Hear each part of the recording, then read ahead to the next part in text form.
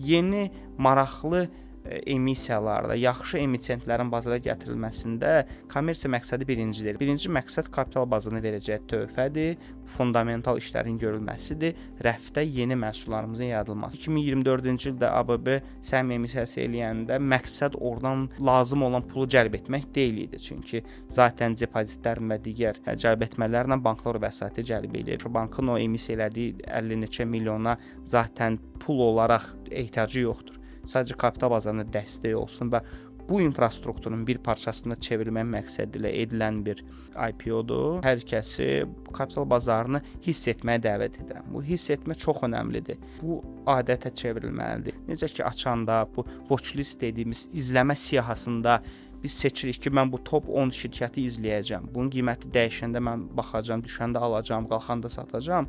Mən istəyirəm ki, Azərbaycan kapitalda o vəziyyətə gəlib çıxsın ki, Azərbaycanın emitentlərindən məsələn izləmə siyahımız onlardan formalaşsın.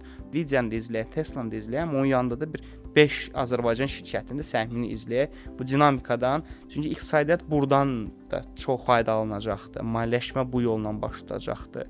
Dövriyyələr artacaqdır. İnfrastruktur böyüyəcək, şirkətlərimiz böyüyəcək, ora yeni əməkdaşlar cəlb etməli olacağıq və belə kapital bazarının inkişafına böyük ümidlərlə biz nail olacağıq.